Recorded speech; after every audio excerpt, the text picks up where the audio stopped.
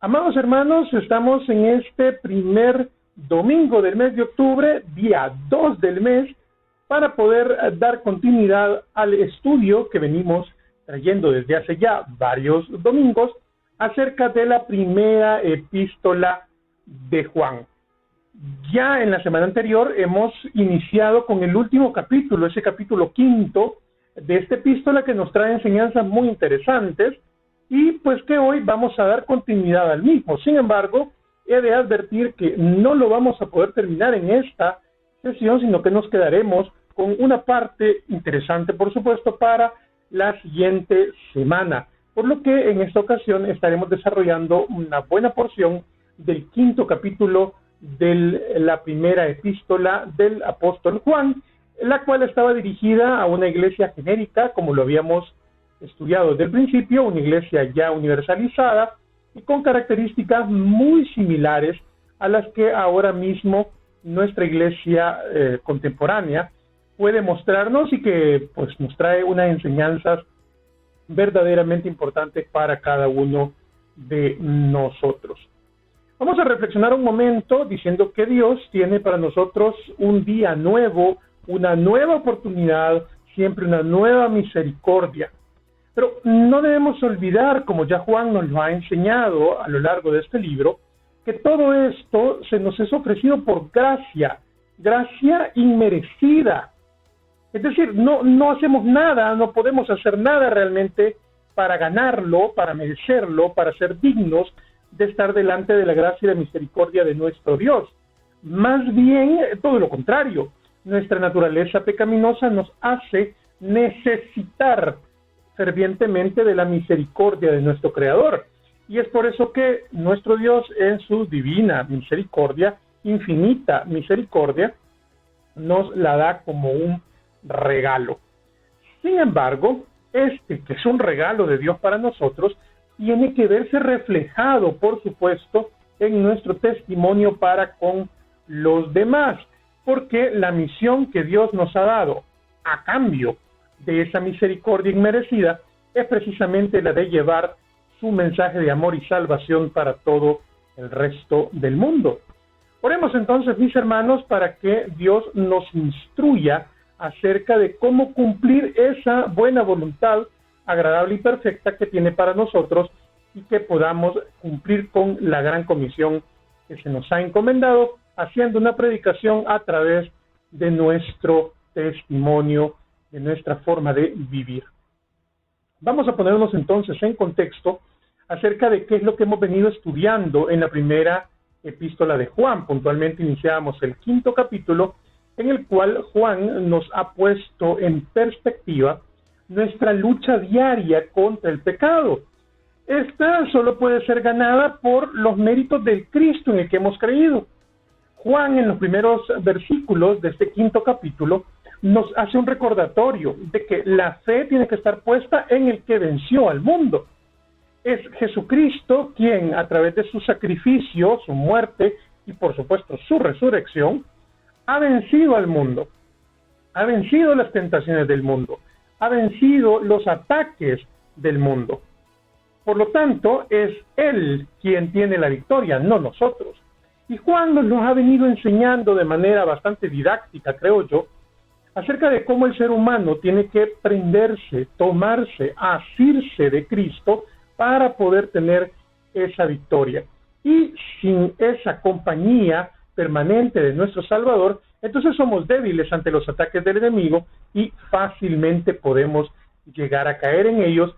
Y si bien es cierto, no nos podemos separar ni alejar del amor de Dios, sí que podemos tener consecuencias terrenales bastante complejas, indeseables dentro del plan divino de nuestro Dios. En todo caso, pues es muy necesario que recordemos cómo cerrábamos la última sesión. Primera de Juan 5:6 nos decía, este es Jesucristo, que vino mediante agua y sangre, no mediante agua solamente, sino mediante agua y sangre. Y el Espíritu es el que da testimonio, porque el Espíritu es la verdad. Que era un versículo, digamos, complejo, que podría dejarnos con a veces más dudas que respuestas, Pues lo vamos a desglosar en la diferencia figurativa de esa agua y sangre. Y es que Juan va a ponerse como muy alegórico de aquí en adelante. De hecho, el día de hoy, los versículos que vamos a estudiar tienen una cosmovisión muy acercándose a lo que Juan haría luego en Apocalipsis, dando una serie de figuras literarias para dar a entender hechos divinos que de otra manera serían muy difíciles de comprender. Por lo que los versículos que siguen no van a ser tan textuales, sino más bien habrá que hacer una interpretación histórica y literaria acerca de qué es lo que Juan estaba tratando de compartirnos. Ya en la semana anterior nos teníamos que apegar un poco a esta lógica de qué era el agua y qué era la sangre.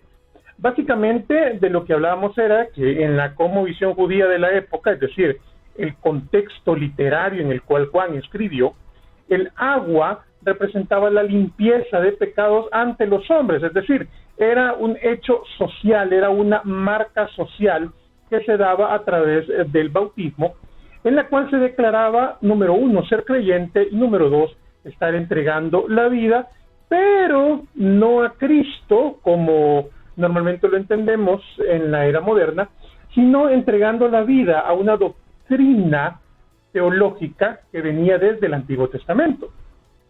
Para los judíos, la salvación en realidad no existía como tal, sino más bien era una expresión de la suma de actos de apego a la ley mosaica.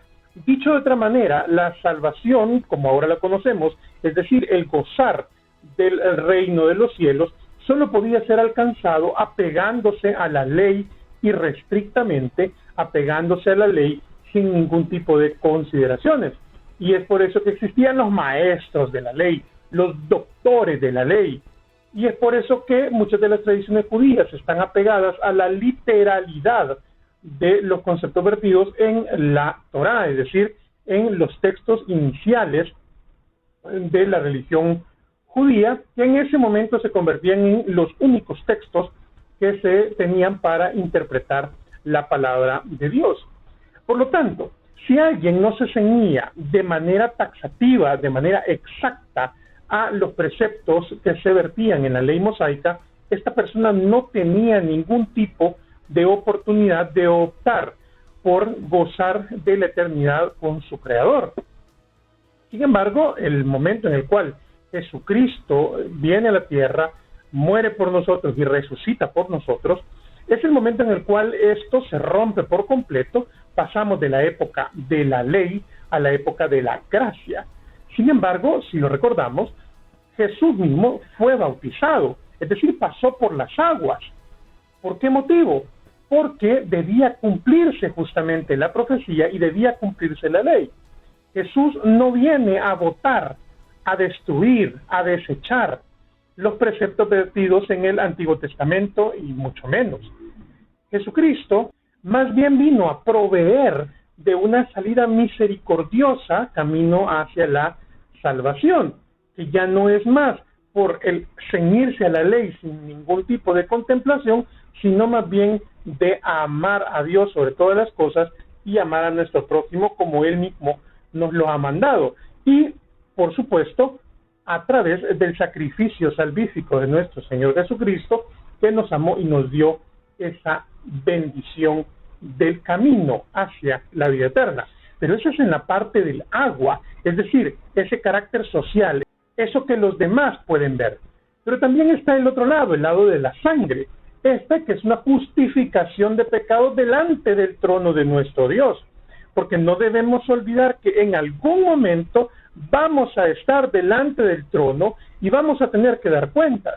Y sabe, usted y yo vamos a ser hallados culpables porque lo somos. Porque somos culpables, porque no somos perfectos. Pecamos y esos pecados nos vuelven culpables justamente y la condenación eterna nos esperaría, salvo por el enorme detalle de que además de culpables, somos justificados por la sangre de nuestro Señor Jesucristo. El sacrificio de Cristo, por eso es la sangre la que lo escenifica, es el que nos da la entrada a la vida eterna, porque va a ser Él quien abogue por nosotros delante del trono del Señor. Y es en ese contexto que Juan continúa con la escritura del 5º capítulo, y vamos a proceder con los versículos siguientes que están íntimamente relacionados con la que acabamos de explicar. Porque 3 son los que dan testimonio en el cielo: el Padre, el Verbo y el Espíritu Santo. Y estos 3 son uno. Esta es la parte de la sangre, fíjese, dan testimonio en el cielo, no en la tierra, sino allá, en los momentos en los cuales estemos delante del trono y que se pregunte si Juan, si María, si Pedrito, si Nelson están en condición de dignidad delante del Señor, y evidentemente eso no pasará. Y en ese momento, ¿quiénes estarán? El Padre, el Verbo y el Espíritu Santo. ¿Y cuáles son las funciones de estos 3?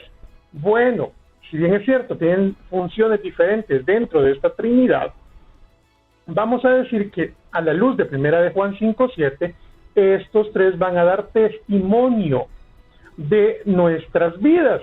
Y ya luego usted dirá, bueno, pero ¿cómo es esto? ¿A quién le darán testimonio? En realidad, el testimonio que estarán dando es un testimonio de salvación y tomando decisiones acerca de nuestra eternidad. El Padre en su función de juez justo, el Hijo en su función de abogado nuestro. Aclarar que en los textos de Juan, al Hijo siempre se le significa como el Verbo, ya ahí explicaré un poco de por qué será eso, y el Espíritu Santo como ese consolador que quedó con nosotros para impulsarnos, para llevarnos en el camino de nuestro Señor. Puntualmente me referiré al verbo, la palabra verbo. ¿Por qué motivo es de esta manera? Si recordamos, la primera vez que se refieren a Cristo como el verbo es justamente en el primer capítulo del Evangelio de Juan, no de las epístolas, sino del Evangelio, cuando dice que el verbo se hizo carne y el verbo era con Dios y el verbo era Dios. ¿A quién se refería? Precisamente a Jesucristo. ¿Y cuál es la lógica de Juan de no utilizar el nombre de Jesús o el título de Cristo, sino hablar del verbo? Bueno, en la cosmovisión judía de la época, la palabra tenía valor no solamente en el término de su significado literal, sino en el término de la acción misma que se convierte en una verdad. Si recordamos, cuando se narra la creación, siempre se habla de la palabra de Dios, y Dios dijo, hágase. Y Dios dijo, todo esto está bien. ¿Por qué? Porque para los judíos la palabra se convertía no solo en una verdad conceptual, sino en un hecho constatable. Por lo tanto, cuando Juan atribuye la palabra verbo, la palabra acción, al nombre de Jesucristo, lo que está diciendo es, hay una realidad inequívoca, y es que este es una verdad, y hay que tenerla por verdad. Cuando Juan entonces dice el Padre, el Verbo y el Espíritu Santo, lo que está diciendo es que da testimonio personal de que esa verdad no solo existió, sino que engloba, aglomera todos los conceptos que de él se atribuyen a lo largo de la palabra de nuestro Dios. A veces Juan puede llegar a ser como un poquito complejo de comprender, porque es que Juan tenía 2 características muy interesantes. Número 1, que era un hombre muy cultivado. Era un hombre que había estudiado mucho y que tiene, a comparación del resto de autores bíblicos, una riqueza léxica muy interesante. Usted encuentra en Juan muchas palabras que tienen alegorías muy portentosas. De hecho, si lo podemos comparar con otros autores bíblicos, tiene una riqueza gramatical muy superior, incluso más que el propio Lucas, que era médico de profesión. Y en segundo lugar está el que Juan dirigía sus epístolas hacia un público en específico, y muy puntualmente hacia aquellos que estaban igualmente cultivados, porque estaban fuera del área de influencia de los doctores de la ley. La religión suele ser muy proclive a reducir el nivel educativo. A más religión, menos educación. Esa es una regla que se ha comprobado a través de la historia. Ojo, dije religión, no fe, que son cosas distintas. Podemos tener poca religión y muchísima fe, y podemos tener muchísima religión y poquísima fe. Pero cuando la religión toma el control, entonces los niveles educativos bajan mucho, y es justamente lo que había sucedido entre los judíos. Tenían un nivel educativo muy, muy pobre, producto de que se trataba de una teocracia, es decir, que los religiosos, los líderes religiosos habían tomado el control de todos los ámbitos de la vida en el gobierno. Por eso es que Juan, cuando escribe a todo un conglomerado donde hay griegos, donde hay romanos mismos, e incluso fuera del imperio, escribe de una manera un poco más compleja porque sabía que se le podía comprender. Y tres son los que dan testimonio en la tierra. Ahora vamos a la parte del agua, es decir, el testimonio de agua, es decir, el testimonio que se da a las personas. El espíritu, que se repite, el agua y la sangre. El agua y la sangre están ambas contenidas en el Cristo. Ambas en conjunto son la función de nuestro Señor.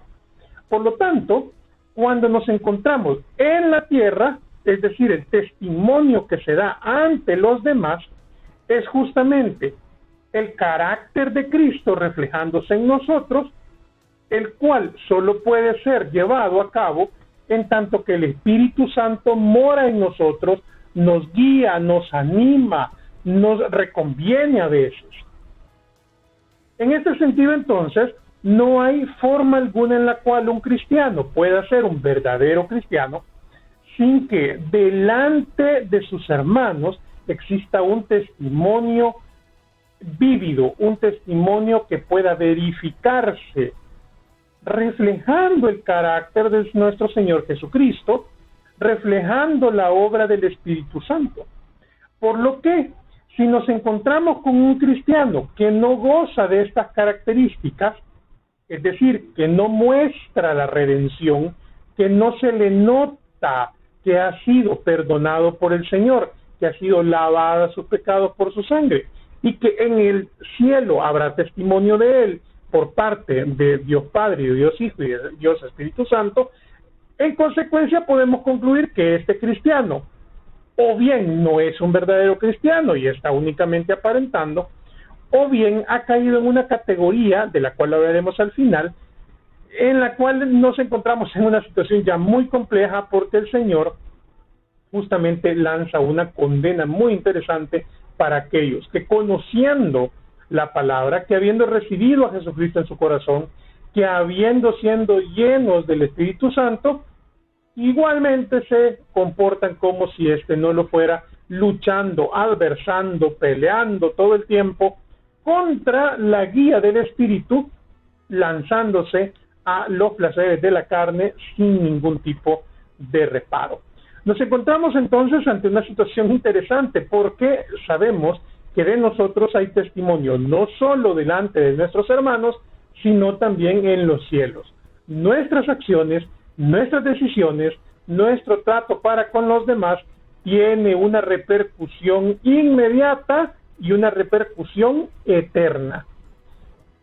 La repercusión inmediata será ese testimonio que se da delante de los hombres, lo que conocemos habitualmente como nuestra reputación. Pero la consecuencia o la implicación eterna es la que nos debe tener realmente preocupados, porque es la que va a definir nuestro futuro eterno, nada más y nada menos, porque no solo se da testimonio en la tierra, sino también testimonio en los cielos. Por eso es que la misma Biblia dice que lo que desataremos acá se desatará como consecuencia en la eternidad. ¿Por qué? Porque se está dando testimonio en ambas partes acerca de nosotros. Si recibimos el testimonio de los hombres, mayor es el testimonio de Dios, porque este es el testimonio con que Dios ha testificado acerca de su Hijo. Y aquí es donde empieza Juan a ponerse un poco alegórico, a ponerse con algunos enredos gramaticales que vamos a tratar de desenmarañar. Vean, aquí está poniendo una situación condicionante. Si recibimos el testimonio de los hombres, es decir, esta condición se está verificando, mayor es el testimonio de Dios. Fíjese cómo es interesante la lógica que lleva parte del testimonio de los hombres al testimonio de Dios, no al revés.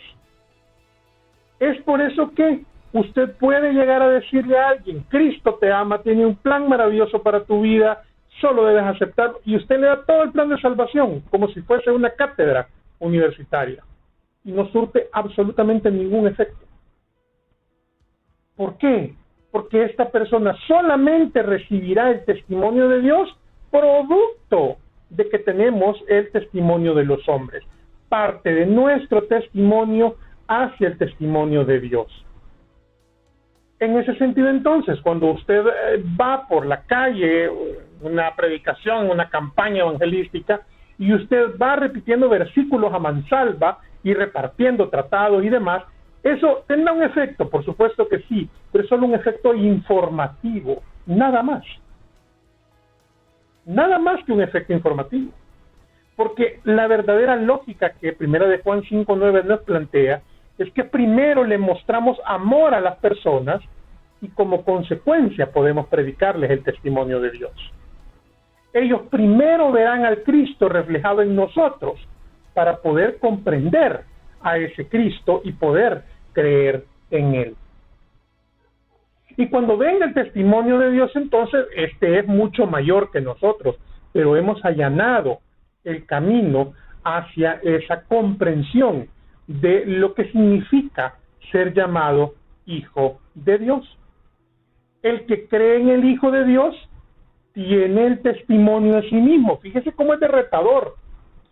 El que no cree a Dios le ha hecho mentiroso, porque no ha creído en el testimonio que Dios ha dado acerca de su Hijo. Vea cómo es de fácil. El que cree en el Hijo de Dios tiene el testimonio en sí mismo.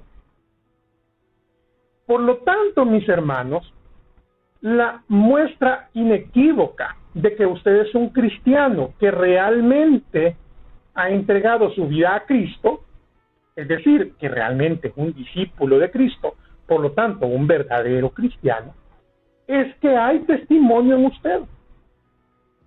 Si el testimonio de Cristo no le brota por los poros, no se refleja en usted en todo momento, si el testimonio de Cristo no es la constante en su vida, entonces usted está en el otro lado.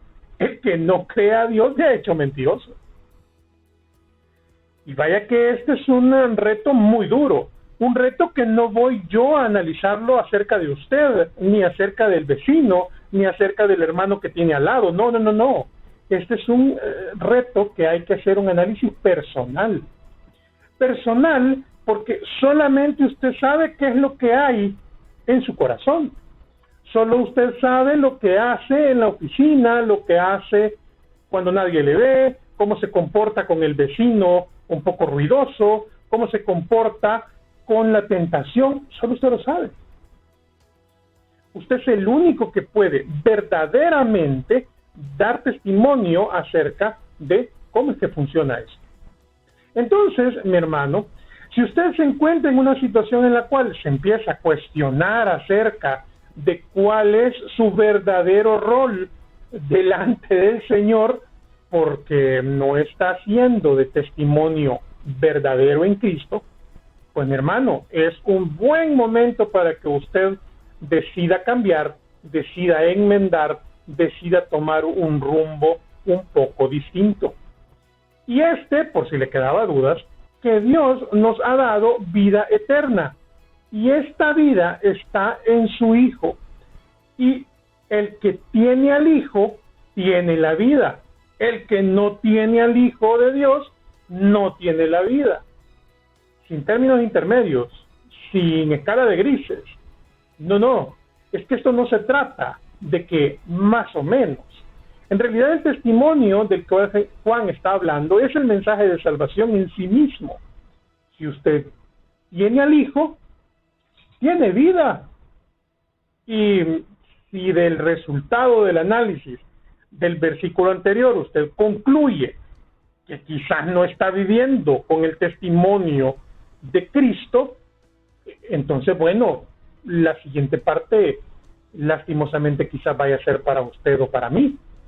Y no tener vida significa gravemente estar alejado de la salvación. Y eso es gravísimo, porque entonces usted está cerca de la condenación. Ser cristiano, entonces, no solamente es tener una fe muerta, tiene que ser una fe viva que se refleje necesariamente en nuestro testimonio. Un cristiano, entonces, cuya fe no se refleja, pues vale la pena hacerse una pregunta clara: ¿y será esto realmente una fe? Estas cosas os he escrito a vosotros que creéis en el nombre de Dios, para que sepáis que tenéis vida eterna, y para que creáis en el nombre del Hijo de Dios. Este es un mensaje para creyentes. Este no es mensaje para el vecino inconverso ni para el familiar que no cree. No. Este es un mensaje para usted. Este es un mensaje para mí. ¿Para qué? Para que sepamos cuál es la doctrina de la salvación.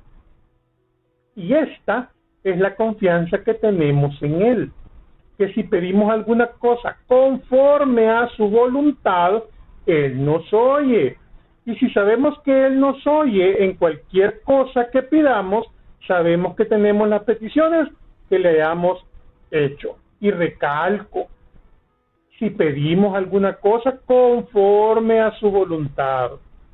¿Y cómo puedo yo saber cuál es la voluntad de Dios? Leyendo su palabra, estudiando su palabra, escuchando lo que Dios quiere para nosotros. Si es así, entonces su voluntad siempre estará en nuestra mente. Por lo tanto, nuestras peticiones, las peticiones de nuestro corazón, estarán directamente relacionadas con lo que el Señor quiere para cada uno de nosotros. Y vamos con el versículo 16, que es el que siembra la polémica para no poder terminar este capítulo este día. Si alguno viere a su hermano cometer pecado que no sea de muerte, pedirá y Dios le dará vida. Esto es para los que cometen pecado que no sea de muerte. Hay pecado de muerte, por el cual yo no digo que se pida. Y bueno, que aquí ya la cosa se nos salió por completo de la lógica que solemos tener.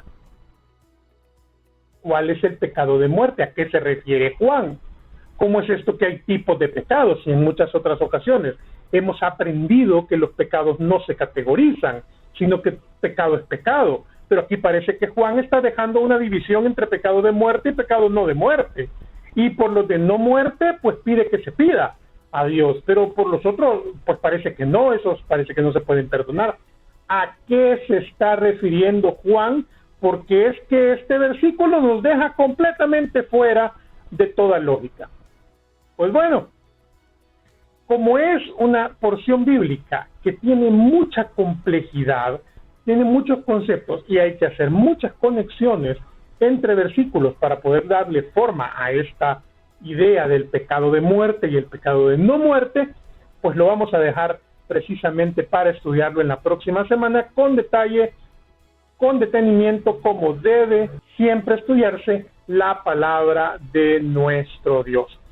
Que Dios nos bendiga, mis hermanos, que nos dé iluminación para comprender su palabra y sobre todo para que nuestro testimonio sea verdaderamente un testimonio que refleje el carácter de Cristo y su obra salvífica en nosotros, para que podamos pasar del testimonio de los hombres a predicar el testimonio de Dios y que las demás personas puedan conocer esa salvación divina inmerecida, pero por gracia que cada uno de nosotros ha podido tener.